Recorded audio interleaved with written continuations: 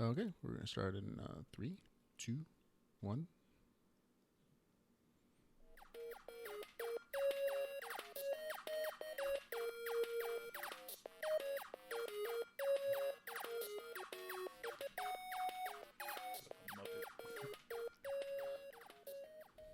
And welcome to another episode of Geek Bytes Podcast. This is episode 60 for April 22nd, 2016, folks. I'm Ramon Mejia. I'm Edgar Acosta. And every podcast, we bring you the round of the week's best geek and tech news. And then we discuss that news and, of course, anything else that we are interested in this week. In Geek News this week, we'll talk about the Apple Transparency Report, the Magic Leap Peak, the Cheater Detecting Mattress, the Krypton Pilot, our first look at Rita Repulsa, trailers of the week, and more. And, of course, in our discussion section, we are going to talk about our interview with Aleron Kong, who's the author of the Chaos Seed novels. We are going to begin our show, though, with Geek News.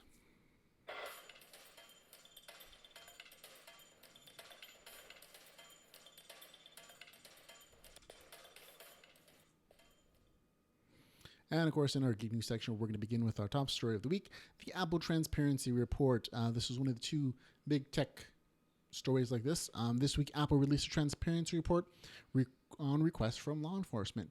National security requests jumped from quite a big category here. The biggest requesters of information about Apple data beginning with China. China requested the most number of accounts at 6,724, and that's 53% of which were disclosed. The United States was second with a request only at 5,192, 82% of which were disclosed. And the most requests help either phone devices came at Germany at 11,989, 52% were of which some data was disclosed to those countries. This report is one of the very few ways that Apple is allowed to report on government requests for customer data. Do you understand any of this? Yes and no, but get a little more detail. It sounds like pretty much that the governments want access to people's phones to get information about them. Yep. But does this limit to or have restrictions to certain things?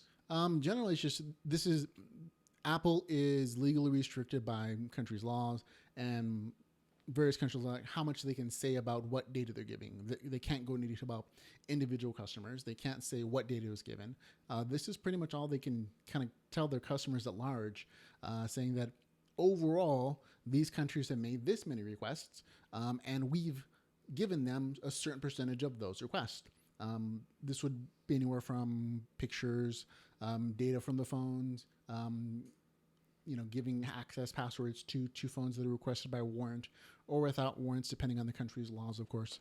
But these are kind of our only hard numbers. Now, comparing them to last year, all the requests are up, which is not great for us. But on a side note, one of the interesting things that's coming out of this Apple FBI thing for the San Bernardino shoe zone was that the FBI actually paid over $1 million apparently for the hack that got them that San Bernardino's information, and they haven't disclosed that anything interesting has come out of it. But the government is willing to pay $1 million for a hack instead of going to court, which kind of says that, in my opinion, that they didn't think they could win necessarily. So Totally.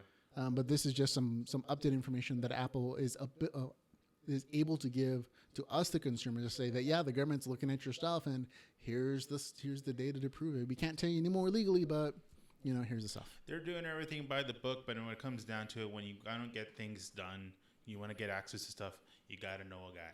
You got to know a guy. We talked about it before. It's all about knowing the guy, and the FBI's guy costs $1 million. Oh, seriously? So, hey, that guy's making money. Because think about it. Not putting him down in any way. I love their work. Anonymous and all these other tech savvy groups that are out to not necessarily make an example, but they expose the injustice of a lot of corporations and people do. They've done a lot of things where they expose. What was the last thing that they done? Somebody put out all the Panama Papers. There you go. It was probably the last biggest hack as far as showing information about show companies that are there in Panama. That was a big expose. CEOs. It's kind of cooled down, but it's technically a lot of those people aren't doing anything illegal. It's just shady legal loopholes. Oh yeah. But again, it's the hackers of the road. They're kind of showing the shadier side of what people are doing legally. And that's awesome because it's just like that. Hackers. You ever watched that movie? I've seen the movie Hackers. I'm not a big fan. Really? It's just not accurate. It's more it's for its time. glorified. If you want a good hacker show, like the best one that's been out is Mr. Robot. I caught the first episode because season 2 is coming out in July.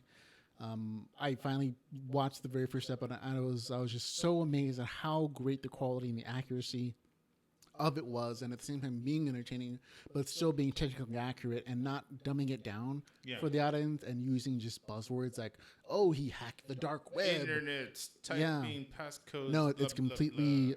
It feels authentic, and it feels at the same time almost like a psychological mind twist because you're not really sure if it's really happening from the first episode. I haven't seen beyond that, but that. Just from the first episode, I can tell you that show is about 10,000 times more accurate and entertaining than that movie Hackers. But that's just my opinion, guys. Heard nothing but good things. Yep. All right. More tech-savvy related stuff. Magic Leap sneak peek. Wired got an amazing sneak peek at what's been happening at Magic Leap, the augmented reality company. While most of their work has been kept under wraps, we do know that the company has already secured over $1 billion in funding from people like Peter Jackson and Andreessen Horowitz. Along with the article in Wired, Magic Leap released a video showing off some of their products they can do. The company says the new video has shot directly through Magic Leap technology and contains no special effects or compositing. In it, you can see a Minority Report style notifications and graphics floating in midair, a 3D view of Mount Everest, and a school of jellyfish swimming through the room. Absolutely. Now, this is actually a really interesting kind of technology. It's augmented reality, so it is more like HoloLens than Oculus Rift. We're going to play a quick little clip just to show you what it kind of looks like from that YouTube clip that they released. And just looking at it, you can see it's really seamless. And apparently this was taken directly from the head mount that they do this from. So it's supposedly not doctored at all. And just from looking at it, it already has a better field of view than Microsoft HoloLens. But augmented reality, again, is overlaying these graphics over actual reality through like some glasses kind of interface. And it looks wonderful to me. I'm a lot more excited for Magic Leap than I am for the HoloLens thing. So, but that's just me. Yeah, it's evolving. It's looking great. It's pretty much a version of, obviously, you've seen movies. You've seen obviously Avengers. You see that 3D board where like Tony Stark's making like a 3D model. He actually puts his hand in and tests it. Yep. It's just a matter of when before it gets that specific. Let's see. With the VR tech is one thing, but I still I'm digging augmented reality more than virtual reality on that. But it's just both are just advancing. Maybe there's going to be eventually how am I trying to say a composition of when they both merge together and maybe just come with like a smaller headset piece, almost like eyeglasses instead of that big old goggle thing over your eyes. It's going to be a slow, gradual change in advance, but augmented and virtual reality are definitely those future tech things that are happening now. And I'm really excited about both technologies. This was just kind of a sneak preview for that Wired got as an inclusion showing that, Magic Leap is still a thing and we should be excited about it. Now, talking about some other interesting tech from the future that's happening now, nanotubes transforming. Now, you may already be familiar with the idea of robots putting themselves together if you've seen Transformers or the T-1000 from the Terminator series. Those were fictional versions. This is reality, and researchers at Rice University have taken steps to make that reality for good or evil. Recently, Rice University released a video that shows carbon nanotubes in a dish assembling themselves into nanowire in seconds under the influence of a custom-built Tesla coil created by the scientists at Rice University. It's a phenomenon called Teslaphoresis, and it may pave the way for fascinating applications in nanotechnology. The team led by Rice researchers Paul Cheruski sees its inventions as setting a path towards the assembly of matter from the bottom up on the nano and macro scales. So what do you think of this, man? That is awesome. I've seen a variety of versions of that, of just like anything from like magnets to little motors where these pretty much little robots that just kind of bounce around and eventually click together almost like magnets. Yeah. There's some other ones that have been advanced that actually have mechanical purposes for each little like segment, if you will. Hmm? The one scary thing that's kind of related to that I've seen with this, have you seen? It looks at least to me, I didn't get a chance to actually like listen to it, but just saw the video of it. It looked like a dissected frog that was segmented. Oh yeah, that was that was like muscles coming together, and so Exactly, but that's slightly different than this. But just from this video, you can see here the nanotube are poured into an area, and just from an electrical field from a Tesla coil, they start assembling themselves in a line. So the nanobots are just nanotubes are self-assembling. Nobody outside that electric field is influencing them. That to me is pretty cool, because stuff is done automatically on a very tiny, small scale that humans don't normally get a chance to kind of control. Nanotechnology is crazy because it's pretty much microscopic robots, but the thing is, I was so surprised on how they get powered, much less in function. Yep. Comparing to like a very basic machine of like a cog of just two moving pieces, but to miniaturize it, to have its own like self-powered and to have it function like that is just amazing to me. No, absolutely. It's one of those cool things about science technology, where these small little advances, even though they seem, unimportant, when they build up on each other, creating nanotubes in the first place, structures that are small enough and strong enough to be useful within, creating a way to organize them by themselves to just a simple application of electricity or electric field in this case, well, then that could then lead to more complicated structures being organized, and then using those structures to build larger structures or to do actual things on that scale. That stuff is pretty cool. Once it gets to the scary point when they become self-aware, not just aware, like reproductive and organic, then they literally could create their own life. Yes, that's a debatable subject. That does lead to the robot apocalypse in many science fiction novels. But from here, this is a beginning step, and hopefully we don't get to that last apocalyptic step. Hopefully we're not around, because that would be very trippy. That would be trippy. Anyway, let's talk some entertainment, sort of. Amazon Monthly. How do you pronounce it? Engadget? Engadget, yeah. Engadget. Okay. Engadget reports that the Amazon introduced a $10.99 a month payment option for Prime and a separate $8.99 monthly plan for just Prime Video in the U.S. Amazon UK already offers Prime Video separately for about $5.99 a month, but no monthly Prime option.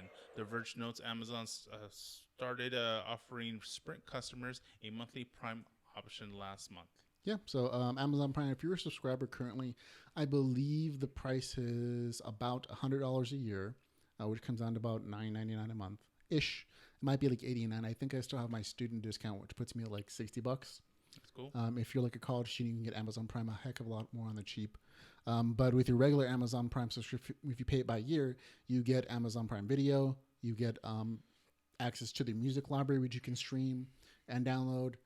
You also get a Kindle borrowing a month option where you can borrow one book a month, ebook. And, there's some other benefits, like you can actually share your Prime account. You get discounts that come up from Amazon Prime on a regular basis. So there are a lot of benefits to just that longer 1 year subscription. But Amazon has decided that they want to get more and more customers, so they're giving you the chance to just pay by the month, or just pay for Prime Video by itself, which to me doesn't seem as good of a deal. Not really, unless that's strictly you want, then I guess that's going to work for you. But if you want to take advantage of everything that Amazon has to offer, go Prime. Pay the extra couple bucks, and then you get everything, including 2-day shipping, which is the big thing, especially if you ship a lot. I did the math for us in my household, and we had to have shipped 10 items, 10 to 15 items in the year to make Amazon Prime worth it on the shipping end, and we do more than that.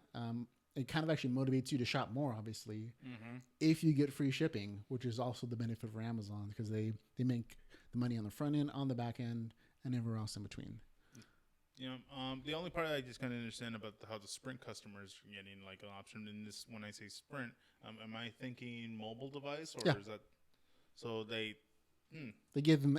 It was basically a test audience saying, does this work for people? Are we making money? Do the numbers make sense for us? And it did, so they rolled it out for everybody. Those beta folks. It's just that for me, Amazon Prime Video isn't as intuitive and nice as like Hulu or Netflix. It's fine. They have a pretty good library. It's just that they don't have as many original series, and their interface for web for my phone or for the television is just really clunky, and it doesn't work quite as well as those other guys. So just paying for it by itself doesn't make sense for me, especially since I already get it with my Amazon Prime account, which is cheaper. It's increasing, but there's still new to at least that part of the entertainment business. Of course, Netflix has been around before them. Like in my mind, Amazon should stick to shipping things. Yep. Hulu, Netflix should stick to video, and whatever else is out there. Let's see, iTunes for at least recorded. iTunes does everything. Yeah. Music video. So, yep. Moving on to some other interesting tech stories. We have the Cheater Detecting Mattress. This was kind of a very interesting and fun story that came out this week. Sleep tracking is nothing new, but one company wants to track more. They want to track when your mattress is being used, especially if you're not in it. The Spanish-based mattress company Dormet is touting its new Smartress mattress that what it calls as a lover detection system, which sends you alerts to your smartphone if a partner may be cheating. Considering the mattress costs over $1,000 United States currency, the money may be better spent on a couple's therapist. This is kind of a weird kind of thing to buy. And like, if you think your spouse is cheating on your or significant other, then it's like, well, other things to do. So what do you think of this, man? The mattress, once again, that mattress better be comfortable as hell for $1,000. One, the whole catching of a secret lover or somebody cheating, or even say you're both out and somebody just happens to go around, especially if you have a house sitter. Yep. But it's been joked around in a couple of news organizations. They're like, what about when kids like jumping on the bed, blah blah blah, kind of thing like that. My thing is, with that money that you could have been spending on a mattress, you could have spent on if you're really that kind of person, a surveillance system. Or I think that a lot of tech people are like, well, it's cheaper to just buy a webcam and just have it focused on your bed to see if your spouse is exactly. That's why they got the is doing something, with the little bears and whatnot. But then again, if you're willing to spend $1,000 just to find out if somebody's humping on your bed, I think you got a little more issues. You have other problems, that's for sure. To handle. Yeah, but it's a thing. I thought it was interesting how detailed that the information goes. Like, it'll tell you like how much it's moving, like the wavelength, like the length of the mattress disturbance apparently, and it'll send all the information to your phone. Like a simple like, oh, someone's using your bed would have been enough.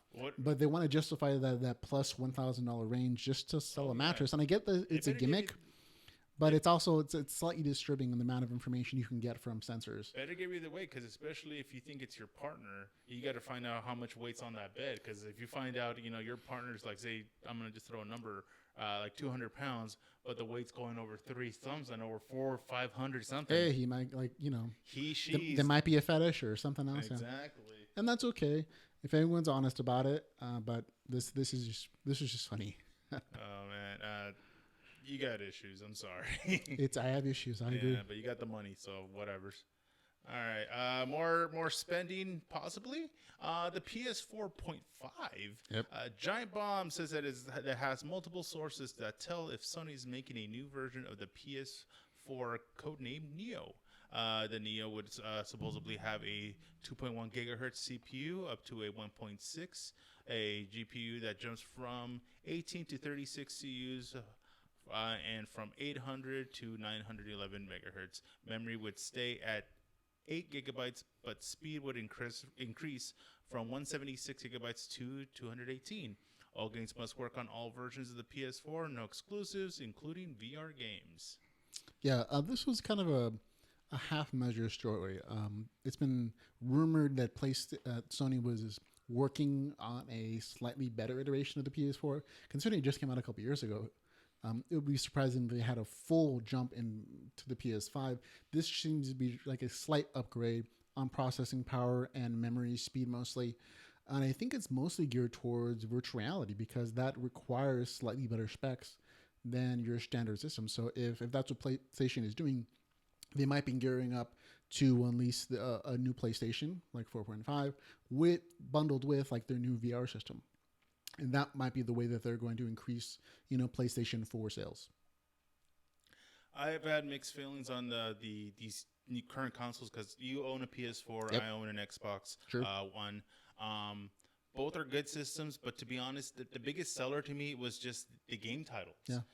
There's titles that are PS4 exclusives that I'm jealous of. That I'm really tempted to pick up a PS4 just for Kingdom those Hearts. Kingdom Hearts. Well, Mega Man Legacy's on both, but you guys got Street Fighter. Yep. You guys got Street Fighter. Street Fighter was an awesome game for all consoles. I don't doubt that it's going to go through the Xbox One at some point. My PlayStation exclusive, they kind of got you on PlayStation 4, is going to be Final Fantasy 14, 15? 15, I think it is. 15 when it comes out. Sometime, I think it is in September. But that's already approved for me. And that was the one that I was like, okay, it's not going to come out anywhere else. There hasn't been another Final Fantasy in a while. I got to go Sony just for that. And I figured you go with the Xbox One so we could always switch, titles and play on each other's system. So what's that one game that supposedly they're going to do a cross-platform, some kind of shooter game that eventually they're trying to work out a deal between PlayStation and Xbox One? You haven't heard of it? Oh, no, I mean, I know they're doing like a cross-platform multiplayer session. Like they're saying, oh, we can talk to each other if we want to. We're open to it, but now the side's actually talking about it. I don't know that it's exclusive to any one particular system, but there are plenty of games that are on both networks. Yeah, but this is the real quick thing we're related with his story is. It's almost been if you've been to E3s, listened to E3s, caught E3s. Yep. It's almost like every 2 to 3 years a new console will come. There's a new rumor for a new console at least. Yeah, I know the longest running generation was probably for the Xbox 360, and that one stayed out the longest before they moved to the next iteration. Along maybe with the PS2 as well, which is the same kind of generational gap, obviously. But speaking of the Xbox 360, it's going away, folks. Sorry. This week, Microsoft's Phil Spencer announced in a blog post that Microsoft has ceased production of the Xbox 360 and existing inventory will be sold out and until they're gone, basically. Xbox Live servers for the 360 will remain live, so you don't have to worry about that if you actually have a 360 still. And the Xbox 360 launched in 2005, so it's literally been an 11-year run for the Xbox 360, folks. It's been nice.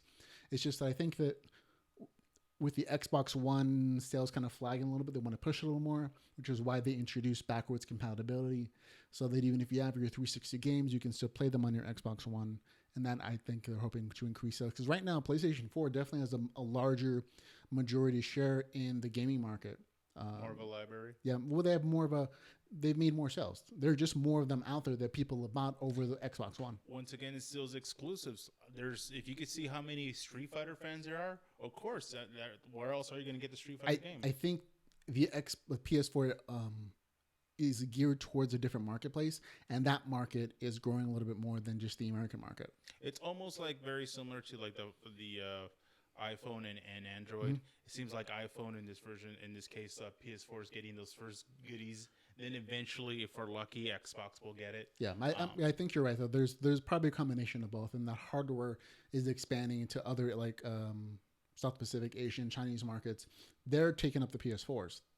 It's a lot harder for the American Microsoft Xbox to get into those same markets, so they're not getting that same share. And the PS4 Sony has a cultural advantage in that they understand that marketplace, and so they're gearing their games towards those players and towards those users. And Microsoft isn't as much, so they're not taking advantage of that. They gotta do their research, find out where all that money's coming from and where's it going. Where is it going? So speaking of where my money's going, entertainment. There you go.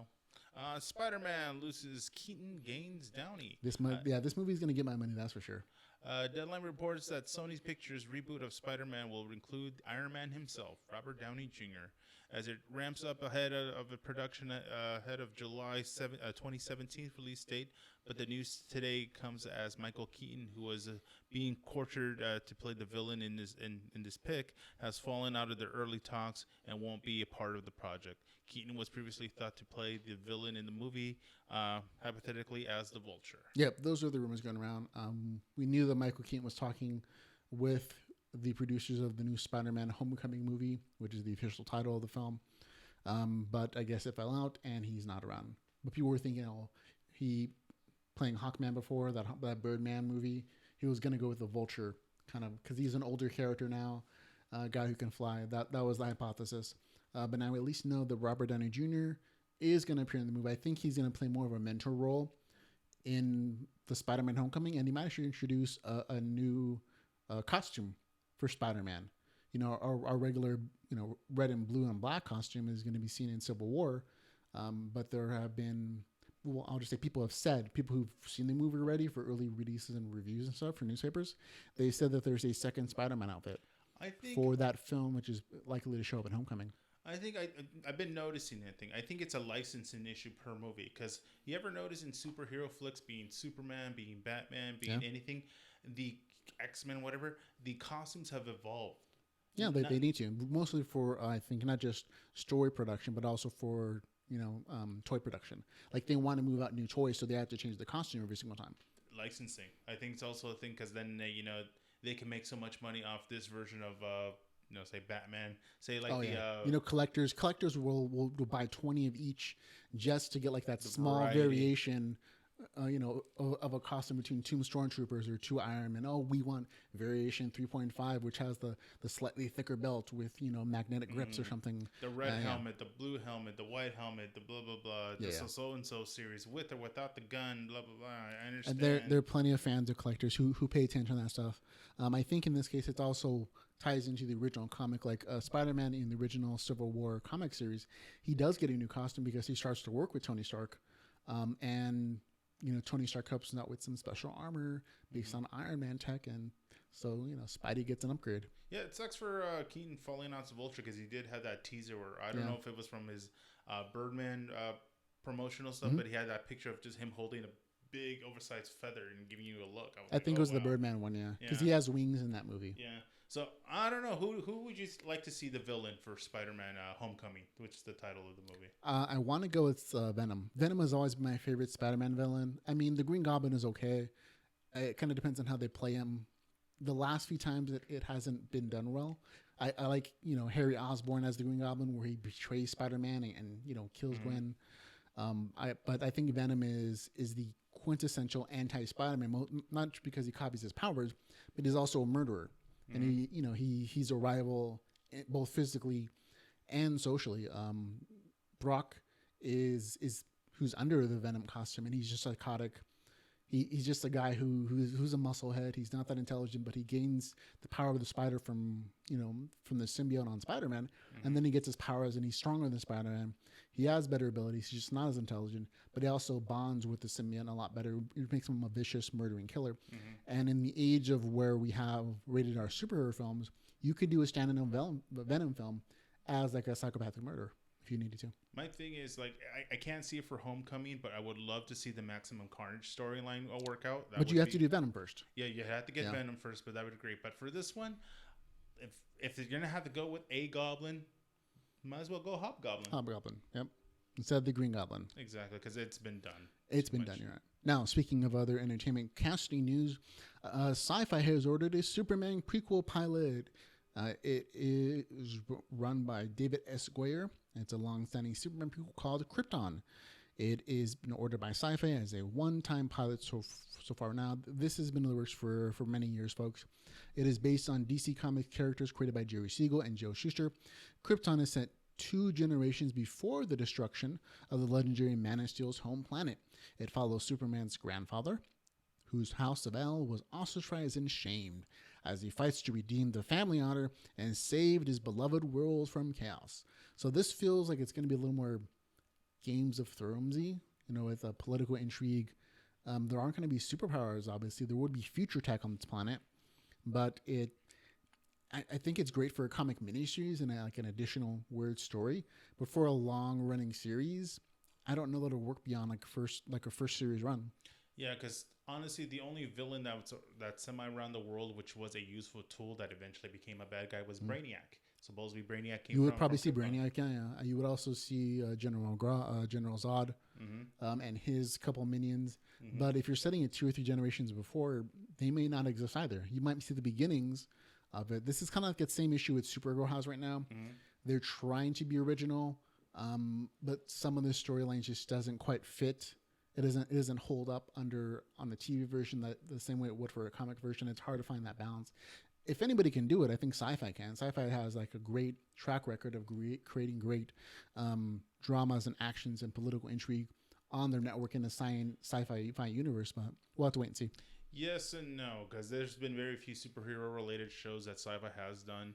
They did have some shows related with Stan Lee, but even the great Stan Lee couldn't carry that show all on his own. Like I said, we'll have to wait and see. I'm gonna give them the benefit of the doubt, but well, I'm sure it'll leak at some point. I think it'd be different if it was a WB show, because or WB/CW, depending who has obviously the rights for it. Yeah. But yeah, give it time. We'll see how it goes. I'll see how it goes. Yep. All right, HBO renews popular shows. After months of negotiations, HBO flagship drama series Game of Thrones has been renewed for a seventh season ahead of its season 6 premiere this Sunday.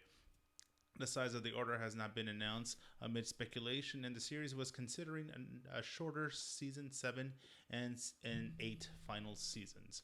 Also picked up are comedies Veep for the 6th season and Silicon Valley for 4th. Yeah, I'm really happy about Silicon Valley and Veep. They are brilliant comedies.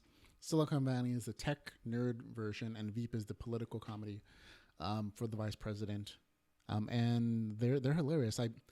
I'll say I haven't seen a lot of Game of Thrones, but I know what they're talking about as far as like shortening season 7 and 8, mostly because they're just running out of story.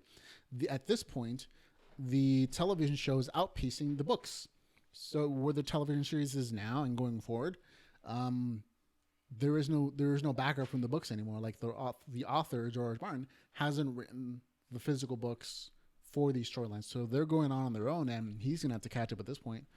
But that's also the justification for shortening season 7 and 8, because they just don't have the same material that they did for seasons 1 through 6. Yeah, they had plenty of time to prep up and expand it.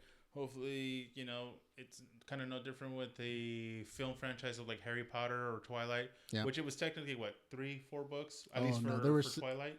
Oh, for Twilight, yeah. Yeah, but they eventually squeezed it and made it into a part 1, part 2 kind of thing. But this would be more like if Harry Potter's last 2 books hadn't been written, but they still made the movies. Exactly. That's what this would be more like, except that there's seasons of television show, which is like 20, 30 episodes sometimes. So I think it's a little more difficult for a fan. This is just a consequence of George R. R. Martin taking years in between books to write them well. And the fans, they get on more for about it, but every time he releases a new book, his sales go through the roof because he has such a rabid fan base. I'm just sad to see that the show's going to go out after 8 seasons just because there's no material left. Did you? Okay, I've seen Silicon Valley, at least a couple episodes. I like it. Yeah. I haven't seen Veep. Would you recommend Veep? Oh yeah, Veep is really funny. It's Olivia Munn's in that one, right? I don't know that she is in that one. You can check. I know. I forget her name. Something Louis Stryfer. Janine. Julian. Julia Louis-Dreyfus, yeah, she's the main character, and she's the one you look out for. She's the vice president. She's the Veep. Wasn't she the chick from Seinfeld? Yeah, I know Olivia Munn was in a different political kind of comedy. Oh yeah. No, I just can't think of the name. It was like a news show. It was the Newsroom. Oh, there you go. And she was spectacular, not just as a funny character, but also as a straight drama character. Mm-hmm. I think that was the best show that I've seen her acting chops in ever.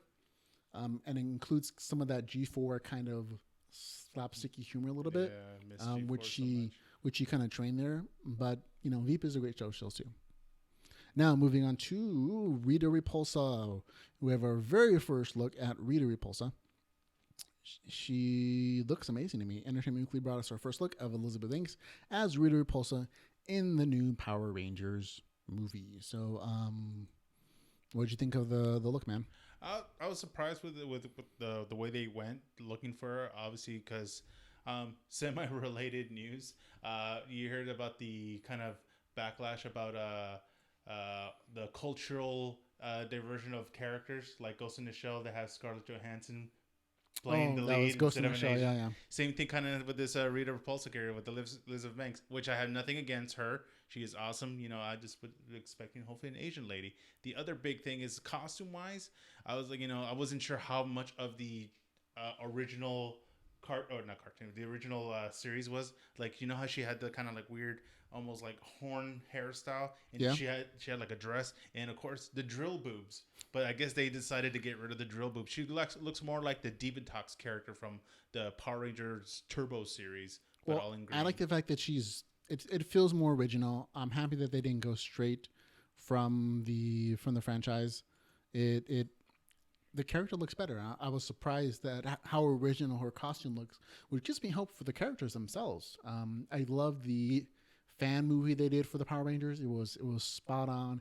It felt new and adult, which I'm hoping that's the same direction they go. I hope they don't make it too kiddish, because most of the original fans from the very original series, they're our age. They're in their 30s and 40s, and so having a more adult superhero movie, even if it's not hard R or anything, just being a little PG-13, I think it would serve better than just going full G-rated. Well, that was with the original Power Ranger movie. They did upgrade the outfits. Like, it was still the traditional helmet with the silver mouthpiece in it, but they made their instead of a what do you call it? Not latex, spandex. Yep. Instead of a spandex bodysuit, they made it look more like armor, which was pretty cool. So it wasn't just that ridiculous cheesy as it was for its time. So they did upgrade. So I only can imagine what they're going to do for this one. If they're going to, obviously they're going to have to keep the helmet. I just don't know if they're just going to give them the silver mouthpieces or the animal encrusted insignias. Hopefully it just looks better than the current Power Rangers series. That is a good question. Like which version? Because there are about 20 versions of the Power Rangers at this point. Which one are they going to go with? I hope they go with the original, because that would make more sense to me. Yeah. If you're going to have Rita, you're going to have to go. But it's just a matter of the variation of the costume of where they want to go. Let's see. Some sad news. Celebrity deaths. WWE legend and reality star China, other known than her real name, Joni Lawler, was found dead in her apartment this week. She passed away at the age of 46. Big loss to the wrestling world. She was an innovator for her time. She was the first intercontinental champion, first woman ever to obtain it, first woman ever to be entered into the Royal Rumble. She's carried a long life of partying for a while, but especially after she left the WWE, she even dabbled into porn. They're sadly to say they were going to work things out, hopefully, maybe even induct her into the Hall of Fame, but sadly this is probably going to be the only time they're going to probably make an exception now that she's passed. But yep, I mean, she did a lot of other things besides WWE. I think that's the thing she was best known for, and she was probably the first female wrestling superstar I could think of. She broke walls for a lot of things. She even broke the norm of being the very feminine, lean looking. She was, I don't want to call her a butch, but she was a powerhouse. She was big. She was as strong as the guy. I mean, literally, she could bench as much as the guys. Yeah. Curl. She had the muscles, but she still had the feminine quality to it. Because there was an interesting balance, and I think she leading the trend of wrestling divas. That was the thing. Mm-hmm. But other than that, she's going to be missed for sure. Condolences to her family and friends, and I know there's eventually going to be some tributes going out, hopefully by the WWE. Absolutely. I mean, worked out. There were some bad things about her life, obviously, but she's gone now, so you can ignore all that stuff and just at least appreciate the great things that she did for the wrestling genre. The other death, unfortunately, is it probably impacted a lot more people besides the wrestling community. It seems to have impacted most of the world, and that was the death of Prince. Prince, who pioneered the Minneapolis sound and took on to the music industry in his fight for creative freedom, died Thursday at age 57. Yeah, now they found him in his home.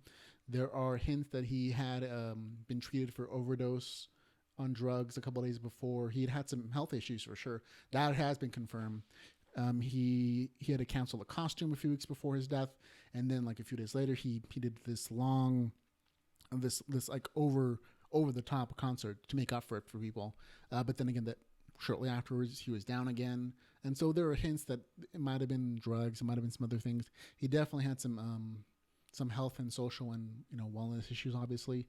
But he was, 57 years old, and he was a superstar. And he, for most people in the world, he was a huge influence in their lives musically and socially. He was actually a pioneer digitally. He was the first artist to release an entire album online. And he gave away a lot of his music for a very good long time. And on the flip side, he actually sued the Pirate Bay for pirating his music. So he was a big fan of the consumer, of keeping them in touch with his music, but at the same time protecting digital rights. So there's some interesting stuff there as well. But for most people, he was just a music legend. He was always the quote unquote eccentric. He was kind of like, and I don't want to do like a bad comparison, but like a black David Bowie. Some kind of femme qualities and whatnot, but he was totally hetero. He was a great entertainer, great songs, a lot of like honestly great music. he wrote a lot of great songs for people that that weren't even performed by him. Yeah. By the Bangles, by Cyndi Lauper. He did the entire soundtrack for Batman. Did he do the entire? I know he did the Bat Dance. That was always awesome on his part. But my thing with Prince is, I always kind of was exposed to him, but didn't know much about him until he was a very not media centric kind of guy. He wasn't put in the news all over. He wasn't like Michael Jackson. He wasn't like he wasn't scandalous. Oh no, news stuff. He was in the news a lot because he pushed the boundaries for music, in sexuality, and I think one of his released records talked about a one-night stand with a woman. So there was a creation of a parental group just to combat it. So he was definitely in the news trend-wise, the same way David Bowie was in creating new types of music and pushing the boundaries of what's acceptable in society music-wise. And in that respect, I'd say he was definitely a pioneer. And I personally, I don't have a strong affection for him as a lot of other people, but we do acknowledge that he had a digital impact in the world. Oh, totally. I'm just going to mention right now, as we speak, there's a lot of tribute shows happening, even in a lot of theaters. AMC Purple Rain is replaying Purple Rain. That's right. Replaying Purple Rain, just, out of tribute to him. Even the Capitol buildings, Niagara Falls, Empire State Buildings, all done their buildings and landmarks under purple light as a tribute to Prince. Absolutely. He's definitely deserved.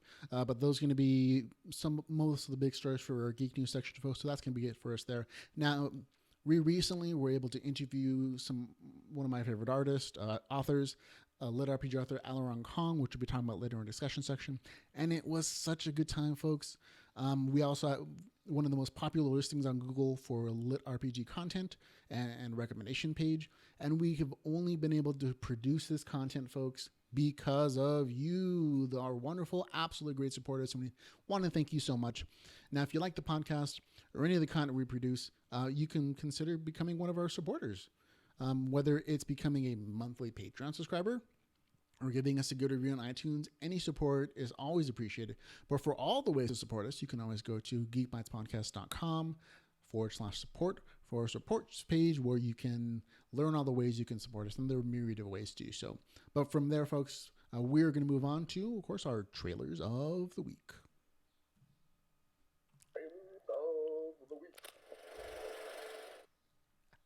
And in our trailers of the week section, folks, we're testing out a few new video enhancing things. So we're going to see how it goes here. We discussed the best trailers that came out this week. And you can remember you can watch the full trailers at geekbytespodcast.com. But we're going to begin our trailer section this week with Lady Dynamite. Netflix has a new comedy series starring Maria Bamford and executive produced by Bamford, Mitch Hurwitz, and Pam Brady. Lady Dynamite is based on what Bamford has accepted to be her life.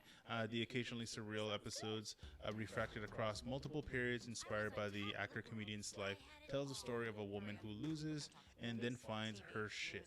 All episodes premiered May 20th on Netflix. Yeah, it looks like an hilarious show to me. I like to feature the trailers for these kind of original comedies just because they're so different. And in part, it's satirical material based on her life, and she's a funny comic. And just looking at the trailer for it, it looks really unique. I always want to come promote that. I love Maria Bamford. I've caught like all the existing stand-up comedies that she's ever done. Yep. Even if you watch the show, it's a large collaboration of other comedians. It's something that you would actually see, kind of like IFC. It's like her and her friends basically coming together for the show. If you see her with like Patton Oswalt, I can't think of the rest of the names. But on the Comedians of Comedy with Zach Galifianakis and Brian Hossein, there you go. Yep. Those are all four. They were awesome together. She openly admits about her like little issues, little anxieties and whatnot. Anxiety, depression, a bunch of stuff. Yeah. Pretty much her show is, from what you see on the trailer, is pretty much her stand-up comedy, but put into a, how would you call it? A sitcom style. Sitcom format. Yeah. Yeah, but it's great.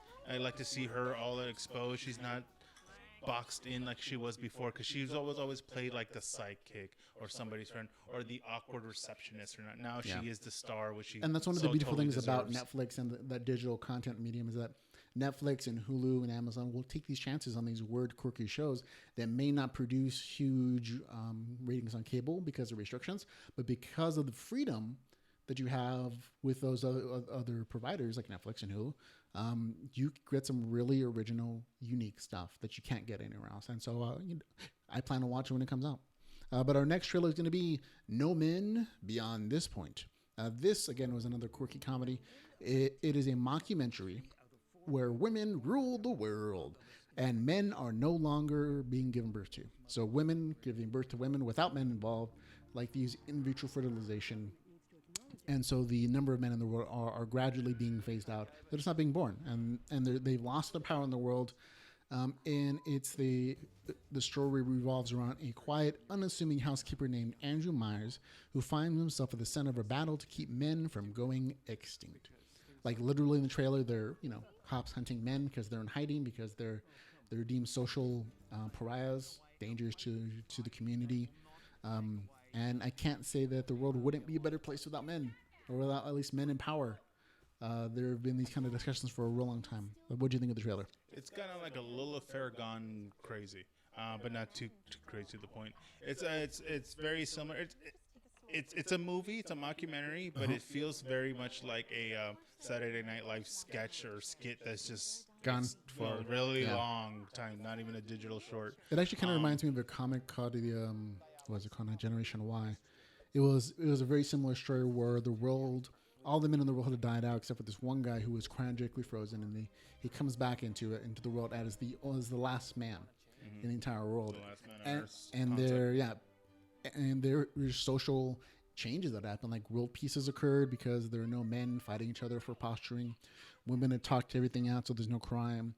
And, it's a very interesting social commentary on that respect. I feel this movie will be shown in a lot of colleges in like what do you call women's studies and stuff like that, just to be analyzed, even if it's for it being a comedy, you know, just for at least hilarity reasons. But like I said, it looks like a funny movie. I plan to watch when it comes out. All right. Next movie is a remake of a remake. A remake of a remake. The Magnificent Seven.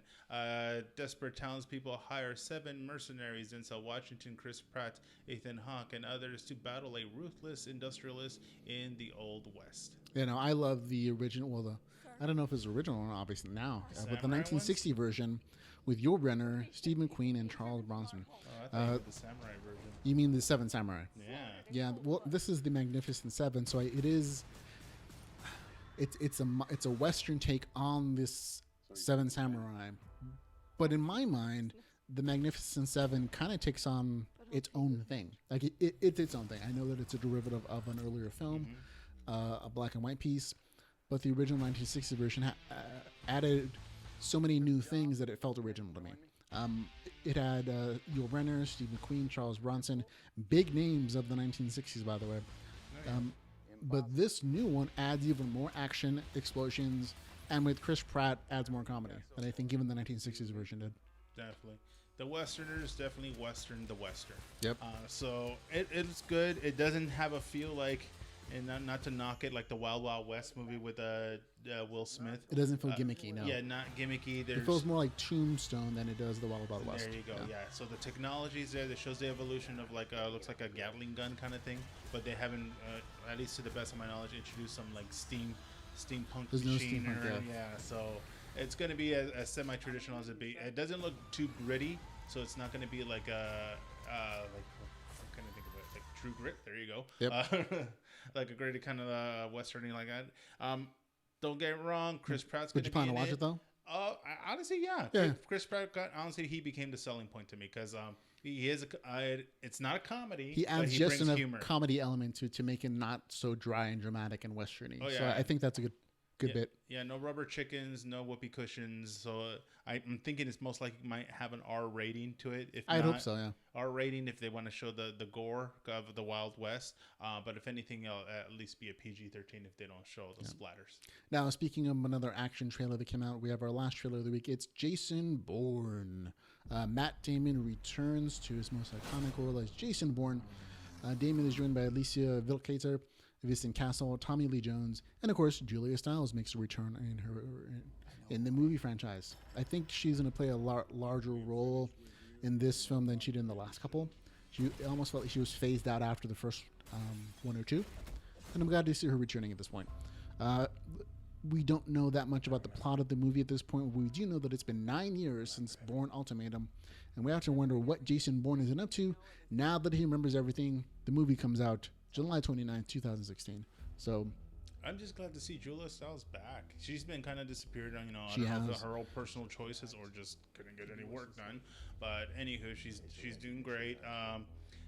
Honestly, that's another series I have not seen. Jason Bourne, the Bourne series, Bourne None of them? Identity, any of them. wow, so this is another one we have to do a commentary track on. Yeah. Of course, only if you are a Patreon subscriber will you get any of the commentary tracks that we recorded previously, including the upcoming one for this and many other series that Edgar needs to watch. Edgar needs to catch up with pop culture. Yep. But anywho, it looks good. Matt Damon from like his amazing movie in was it Mars or the Martian? Martian. The Martian, Yeah.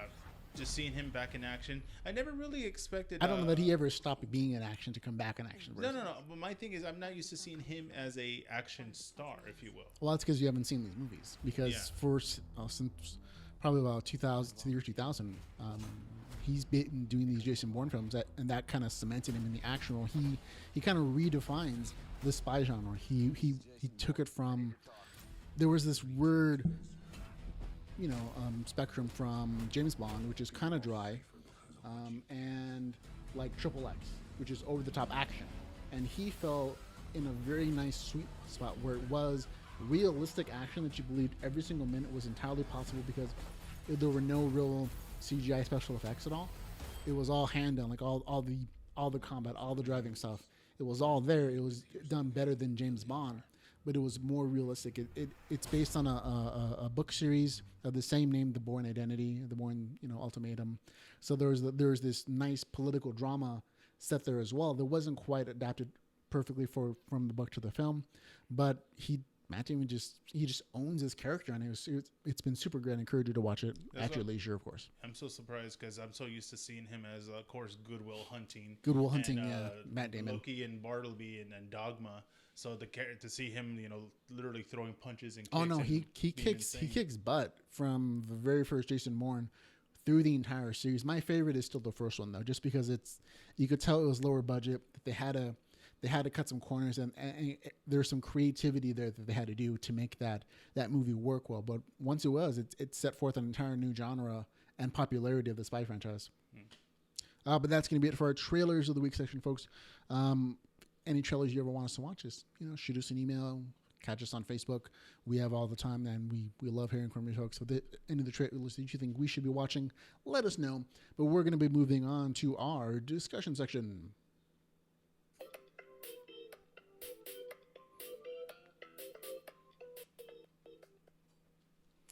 In our discussion section, folks, we talk about anything that doesn't fit in our news section, basically. And this we're going to talk about our interview with Aleron Kong, author of the Chaos Seed series and best-selling light RPG novels. We have a link for the interview in our show notes, of course. Now, we're going to play you a clip of this, and you'll watch it, and we'll see it later. But I know last week you weren't available, so I thought I'd talk a little bit about what happened for the thing, basically. This was something that was kind of arranged when you're on hiatus. You have, a very taxing work schedule. New work career, no longer doing Disney, but still dealing with children. Still dealing with children in a very different way. Yeah. But this was just kind of an interview. His new books came out, and it was super cool. So we'll watch a few minutes of the interview for you folks. I saw the picture of his posted, I guess, his little promo shot. He kind of did that almost author kind of thumb, finger kind of on the chin kind of thing. Yeah. Interesting guy. I'm really glad to see on a personal level the whole. That's a lot. Yeah.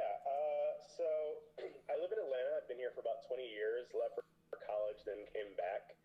And what I do for my day job, I'm a physician. I work for Kaiser Permanente. And basically, I've just read sci-fi my entire life. Always loved it. Always, looking for old Dragonlance novels. He was really cool to talk to, by the way.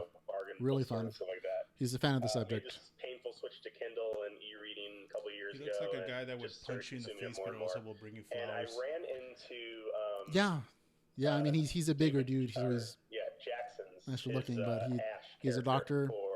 He works out. And I read it and I was like, oh my god, this is the most amazing thing ever. He doesn't look like an author. I've ever thought of this. And then If that's what you're saying, like realized other people actually had thought of it. He seems too successful, I guess. So I was just trying No to stereotypical jacket with leather patches on the that's what I shoulders or mean. glasses. I would expect like most authors, Argyle sweater, beards, patch on the jacket. Currently available. And I read some good stories, and honestly, I read some that were just kind of crap a little bit. And I was like, well, I can't do any worse than that. So I decided just to start writing, and it evolved into this like world that was even a bit of a surprise to me. And people liked it, which was awesome. I kind of just thought I'd get like one or two people being like, all right. And Just I don't know, via it Skype? feels like I finally found my passion in life, honestly. That is absolutely amazing. I love to see when people find something they really love. So how far along before when you guys take off the shirt? That's a big for You'll have to watch to find out where the shirt taking off comes in, if at all, folks. But like I said, you can download the interview if you want to. If you're a Patreon subscriber, we made the entire interview available for download. Otherwise, you can watch the YouTube version of it either on our YouTube page or at geekbytespodcast.com.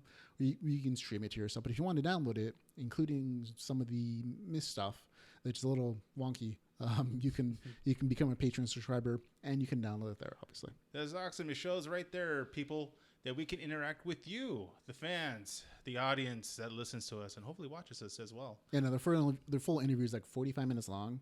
It was only scheduled to be like 10 minutes, but we had such a nice time. When you get into it, yeah, we had such a nice conversation that it went the full 45 before we decided, like, hey, we have places to be. I'm getting at that hungry. It's like, and the conversation itself was totally a mouthful. But everyone in like the Facebook group for Lit RPG seemed to really love the interviews. So this might be something we do on a regular basis with other artists, other authors that you that the fans are interested in. So if there's anybody that you can recommend or you have connections to for us to interview for you folks, feel free to drop us a line at feedback@geekbytespodcast.com. all forms of entertainment. This is fun stuff for us, but this is something that's kind of fan driven. Totally. I'm a Lit RPG fan. I'm part of a Facebook group for Lit RPG, LIT RPG, of course, which is a new genre of fiction that incorporates like gaming mechanics, like levels and stuff with traditional fantasy and sci-fi. But again, I encourage you to go check out Aleron's books, The Land Founding, The Land Forging, and The Land Alliances on Amazon. We can have all those links in our show notes for the podcast and for this bit. So go check it out, folks. That's going to be it. Was there anything else you want to talk about before we go? Oh, just with all that, everything that you just covered, I think it would be amazing. Of course, getting more suggestions. Yep. I would love to bring in, because everybody has, everybody knows a guy or knows people, connections, because, being California, the entertainment industry, LA not being too far away, maybe get some interviews with some, in my case, some wrestlers. So hopefully some comic book enthusiasts. You have artists, you have wrestlers, you have, general businessmen. I know a couple TV people that I don't want to drop names, but for the apparent reason. But if anything, we could even do like live from certain cons. Maybe swing by booths, say hi to people. Chris Claremont could just happen. But again, it all depends on the support from you guys, folks. This stuff is not cheap sometimes to do, but we go out of our way because we love you guys and we love doing this kind of stuff. But we need your support. So we talked about that previously. Go to geekbytespodcast.com/support to find out all the ways you can help us fund our little adventure in creating content and original geek stuff for you guys. I had an amazing time talking to Aleron, to be honest, and it was such a fun thing. I want to do it again, and I want to do it with more people. It's just finding time. Anybody that you would want to interview, author, entertainment, whatever. Anybody that you would want to talk to. There are so many people that it's hard to silent, to whittle it down. There are definitely people like. Because they're dropping like flies, according to the internet, yeah. But there are too many people to notice. I mean, all the web personalities that I look forward to, that I listen to, Kevin Smith would probably be the one. Oh man, yeah. He would take over the show, and I wouldn't mind. I wouldn't mind at all. I'm like, you do it, sir. You just all our gear can go, or we can record at his podcast studio. Man, that would be much easier. I know he lives in Hollywood, not that far from the Kodak studio, I think. We're not gonna go that far and start stalking him. Trust me, I already looked into it. But we're out of respect for the man and everything. Maybe if, once in a while, maybe at a meet and greet at a cop thing, you just say, "Hey, drop a line." Maybe. Yeah, he does. He does interviews plenty. I mean, Skype it if you want. I know we know he has the tech, but does he have the will to come on the show? If you want him on the show, folks, go let him know. Geek Bytes Podcast is looking for him. It can be a whole campaign. That would be amazing. I'm just a backwards hat and jersey away from looking like the guy. So. Absolutely. But that's going to be it for us, folks. Thank you very much for listening to the podcast. We love hearing from you, folks. But for Geek Bytes Podcast, I'm Ramon Mejia. I'm Edgar Acosta. Now, go geek out about something.